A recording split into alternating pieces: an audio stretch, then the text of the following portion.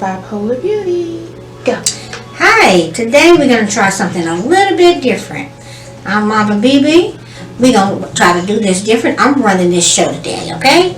She's going to do my makeup. She's already started. See my eyebrows? Anyway, Bipolar Beauty is about to tell us some things, and I'm going to try to see what she got to ask me, and I'll answer any questions she asks.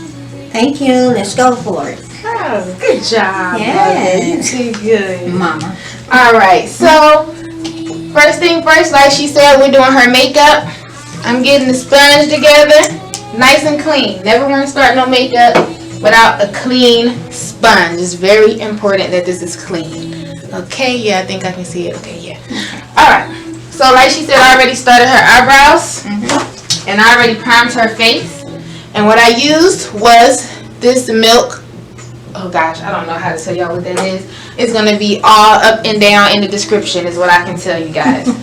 So I'm going to start by asking her a few questions about some previous videos that you guys all have viewed by now, right? Right? Okay, we all watched them. Right. So, Mother. Yes. Mother BB. Yes, love. What did you find informative about the first few videos that have been posted so far? Well, most part I found out is I really didn't know that everything happened to you in depthness as it did. And I really think that people will love it. And if they haven't seen it, they need to share it. Bipolar beauty means just what it says. She's beautiful and she's bipolar. And I've had to deal with that all her life. She didn't just get there. We've dealt with a lot of ups and downs and ins and outs. And then I find out why. You know, you tell me my so-called brother touched you when you was a baby. Okay, let's touch on that. Okay, let's go. Because that came out in the first video, right? Yes. And did you know, have I ever spoken or said anything in reference to this individual being inappropriate me as a child? Yeah, you told me, but you didn't go into depthness. You just said, I don't want to go back anymore. The girl was my friend, and I decided I didn't want to do it anymore with her because he's still nasty. So when she told me and said the video in depthness, it kind of rubbed me the wrong way, but not because she shouldn't have said it, but because I didn't know he did all that. That is horrible. I believe her. You know why? Because Warren had sex with me when I was a kid. And this is the individual in the video that I was speaking on, that I went to his house with a childhood friend. Yes. And then they wonder why I always saying the house is crazy. You know, that's the thing they give you, but they never talked about sex, so I never knew what it was. So, question. When you were growing up and this individual sexually assaulted you, did you tell your mom? No. Why not? Because they don't believe you. I have an older sister. She had something happen to her, and she told, and she got a whipping. So why would I open my mouth? Because they're not gonna believe us. So your mom whooped her? No, my older sister, I think. I'm not sure who did it. I was so young, I couldn't tell you if it was my mom or my sister. You just heard her getting like a beating? Yeah, I just heard her get a whooping and say she was lying on Warren or Walter, whichever one it was, because Walter was there too. That's his brother. Oh, he's another hard case that didn't. I'm glad you didn't run into his nasty perverted self. Because as a brother, they all just perverts? They all just perverts. And it turns out that they got touched as well, so. The cycle just never got broken. It never got broken because nobody talks about it. It happened, and they just messed up because it never came out. Well, this is what I decided to do. After I was going through a lot of things, and something happened to my daughter, I decided, well, I need to get some counseling myself because I didn't know what's wrong with me, and for her to tell me that her to tell me what happened, it had to be a hard thing. But I was still an alcoholic at this point. Straight up alcoholic. I smoked cigarettes, I smoked crack, I was just drinking, I didn't know what to do. Who introduced you to crack?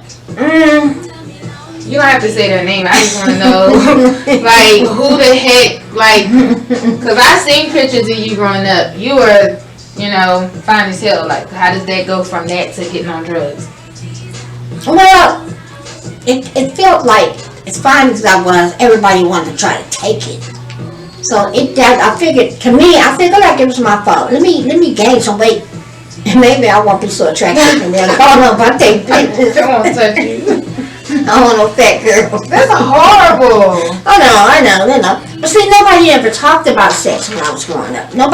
You didn't hear grown-ups talk about it. They didn't talk about it in school. So these things is happening, and that wasn't the first time I got raped as a teenager. Didn't know what that was. I was a virgin. That was before Warren got some. So on top of Warren sexually assaulting you, yes, somebody took it, like physically took your virginity? Physically, yes.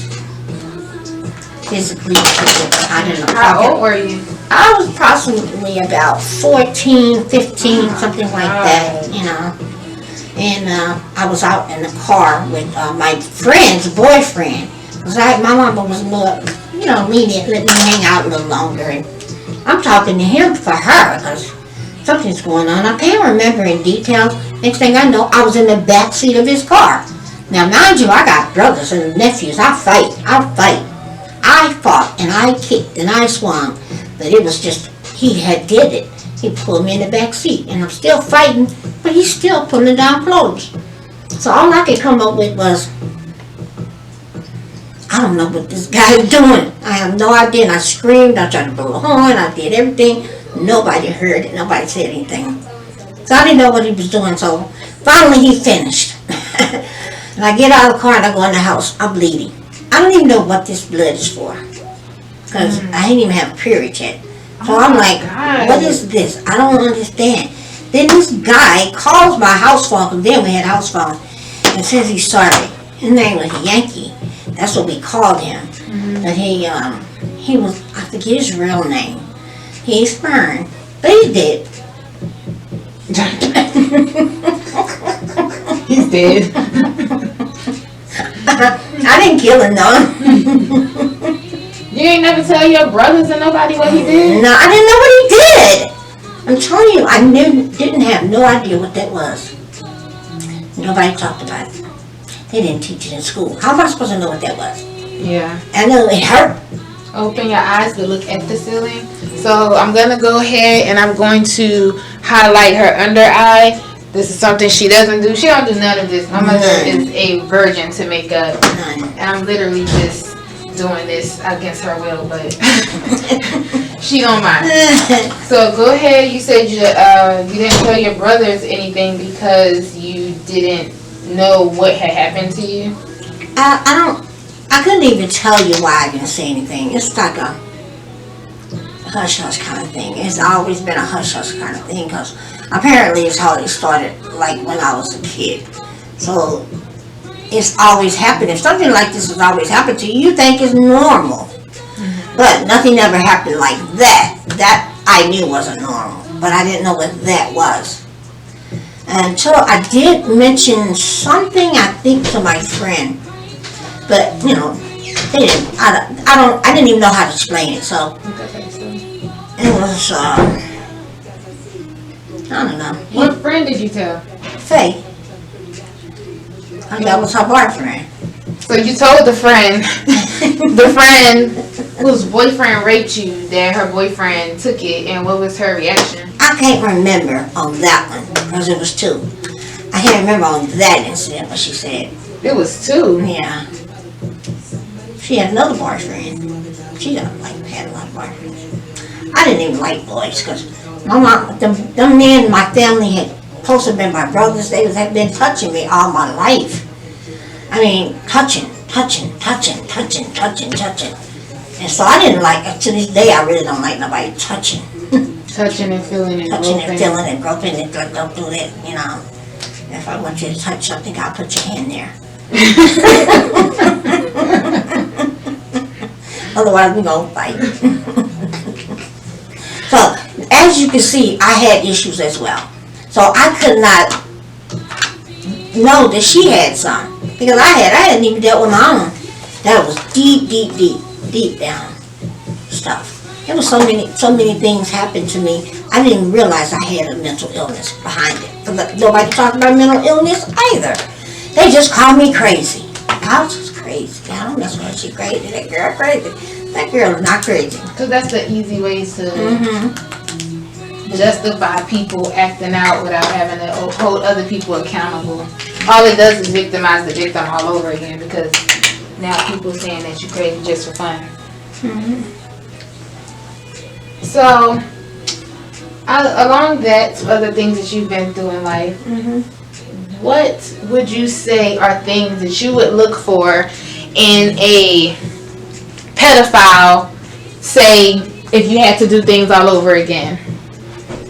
Well, I'm just going to cover you up with this, so I don't want to mess up your beautiful shirt. okay.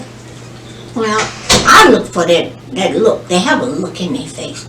And they look for the child that's quiet, an introvert, as they call it now, educated. They look for that child, and I was always an introvert, and my daughter was always like me. We're just gonna be quiet. You wouldn't believe this today, but as a kid and as a child, I was that, and she is too.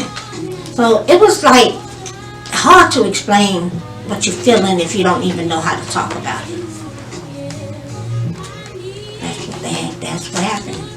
If there's so much happened, you don't have enough time to you don't have enough time in the day for me to figure this out and tell you about it. My thing is, let's just pray about it. That's not going to make it go away. I think that the perception today is that people are being very quiet and keeping it on the rug and keeping it to themselves. Even now, I've had people come to me and say, yeah, look down. you're doing the most. And then turn sideways. And I turn this way. Now, them people already had something happen to them too, for them to even say, were you afraid? Because some people are afraid. Because what they tell the child is, if you tell anybody, they not going to believe you.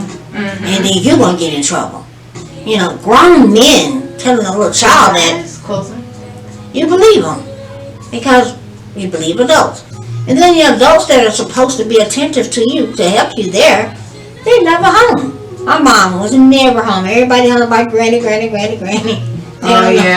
don't know granny like I know granny. By the time my kids and grandkids, the kids that call her granny came along, she was settled down. She didn't do the things that she did when I was growing up. She didn't abuse me. She didn't bring nobody home to abuse me. She just was never there. To pay attention, to know that they were touching you. And they just know that I cried a lot. I didn't know I cried a lot. My Uncle Chicken, they call him Uncle Chicken, and my Aunt Emma, they're the ones that came to me and told me, girl, you used to whine all the time. I was like, really? All the time. All the time. Whining. And Emma said, if you start crying, Lord Jesus, you was never going to stop. I started laughing. I said, poor thing. Bridget was like that. And that's where she got that from. Yeah, howling. Just crying. But that came from a long line of sexual abuse. That's what we're going to call it now. And it was horrible, horrific. It was a horrific place to live. We lived out in the country. We didn't have no restroom. We had to go outside to the toilet. I was not going out there. And I never peed in the bed like they say I did. But I hold it to the next day. And somebody gonna go out there with me to the thing, like my nephew, Wayne. He was the main one. He'd go and he'd watch out for me. He always watched out for me. He didn't once he realized that I was scared of men or boys or whatever, he watched out for me. He told Mom, you can get away from her. Leave her alone. So did you never told your mom that the men that she brought home, that their children were touching you? I told her in 1994. We was getting ready to be stationed. We're married now. He's military. We was getting ready to be stationed somewhere. Anyway, we went to Philadelphia. That's when we went to Philadelphia. My kids were young, baby, kind of like. And we moved up. And I told my mom before I left, I said, something I need to tell you. and I got to get it off my chest before I leave. I say, that man you had, Elmo, you got 2 kids by him. He used to mess with me and his kids. It was horrible. Girl, you just drunk, because I was drunk. You just drunk. I had to get drunk to tell her. That took courage. You know, that fire water gave you courage. Yeah. And so I told her, she said, you just drunk. I said, you know what, I am drunk. I am. But I'm not lying either. I said, this is something I never made up, but I wanted you to know. It's not your fault. It's not nothing I'm trying to tell you you did. I'm just letting you know so y'all can just stop saying I'm crazy or I drank. So you need to know what's behind it. And, you know, she didn't say anything. I know she believed me. Do you think that played a part when your child came to you and told you? Yes.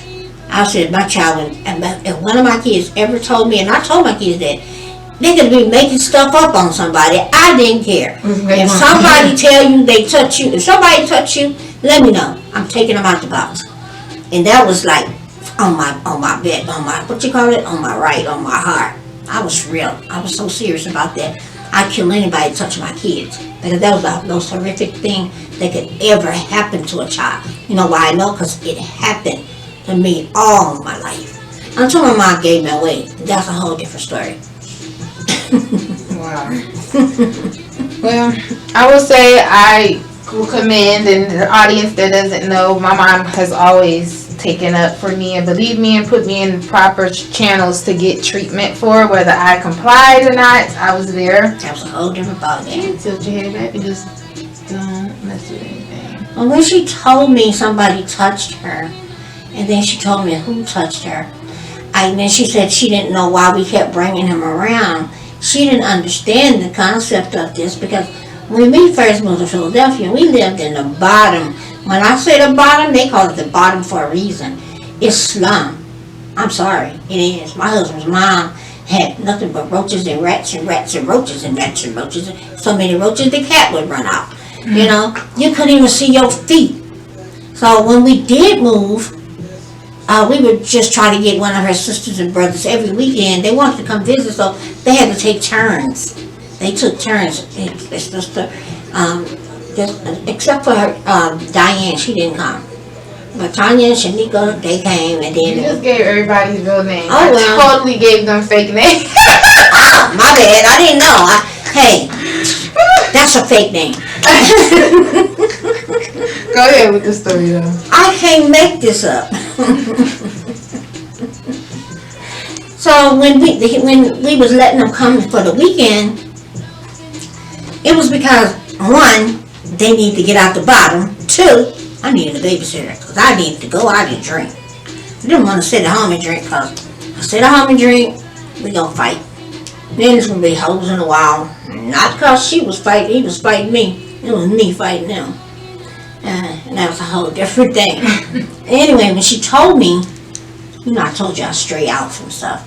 But anyway, when she told me it happened, I spoke to him, and then he said, he got the knife, I'm going to kill him. I said, no. She said that's why she didn't want to tell us, because she knew that this is what we would do. And so I was like, I just kind of like, oh, what do you want me to do, Amanda? What do you want me to do? And my hands are shaking. I don't know. I want to take somebody out for this, because you ain't been touching my child. None. And she don't do nothing to nobody. She really didn't deserve any of that. Man, if I'd known any of that, if she'd have told me why he was there, God knows I'd be in jail right now. But God does everything for a reason, in His time and His season.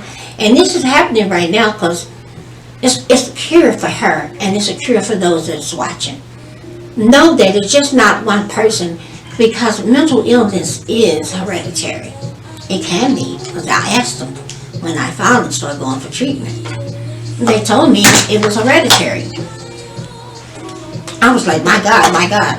I passed it on to my kid. Now, Bridget say nothing happened to her. She say she's normal. Okay, that's a whole nother story, a whole nother topic. We're not gonna bash at all. I love my girl. They put stuff all in my mouth. What is that? This setting powder. Jesus, just powder. Put so much powder on me.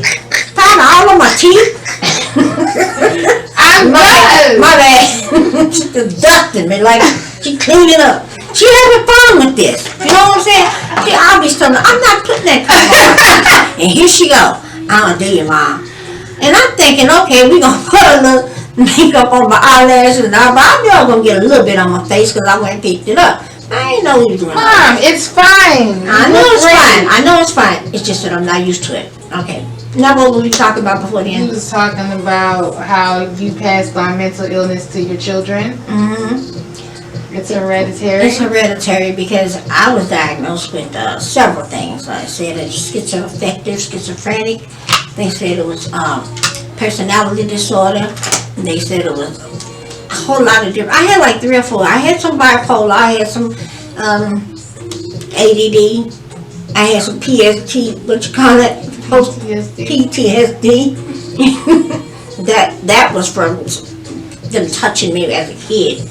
I mean, when they came to live with us, I was all of 2, maybe. And there they was, these teenagers, all over me. Wait a minute, they was touching a 2-year-old? I'm guessing at the age. That's the freaking... And babies are not safe around predators. They don't care. Look up at the ceiling. So what would you tell your mother, I don't know, 50-some years ago? Nothing. About the men you bring home. Well, what would you tell a woman now about the men she bring home? Don't bring none home. Don't bring them. Don't bring them unless you got kids. Because that's what I tried to do. I called myself doing being a drunk. I called myself when I brought men home, my kids was not there. I tried to make sure they was at somebody's house. Or if they was home, I didn't bring them home. I went to Rary house. Oh yeah, you in this movie too, Rary. Nobody is. Ain't nobody safe. Yeah, that's a whole long thing, girl. We could write a book on me, but we're gonna stay on your topic. Now, what's the next question? Well, I was asking you when you said don't bring anybody home, though. Mm-hmm. So You gotta make sure who this person is. Look for the signs. They have this look in their eyes. It's a look of a perversion. If it happened to you, you'll know the look. You know it. You can feel it. You don't like them looking at you. You can tell they're looking at you. If they're looking at you like that, they looking at you here. I taught you how to block yesterday. You still did it the way you wanted to do it. My bad. This is ridiculous. This is ridiculous. You through powdering. I'm done powdering you. Okay. I'm gonna powder these lips in a minute. You don't Okay. get this lipstick on here, this lip line on here. Okay, I think that'll work. Now what you want me to do? How you want me to do it? Nothing? That's it. I think that this is. How pretty am I? Say you can. Am I bipolar beauty too? Oh my gosh. I've been dealing with this one for, she don't want to talk about her age, but I've been dealing with it for moons and moons and moons. I got to the point to I wouldn't even, she come through the room, don't even speak, and I say, you can't speak? You know what she say? I did speak. And I know my hearing is good. Really? You really gonna bring up this old stuff from when I was a teenager? She was horrible.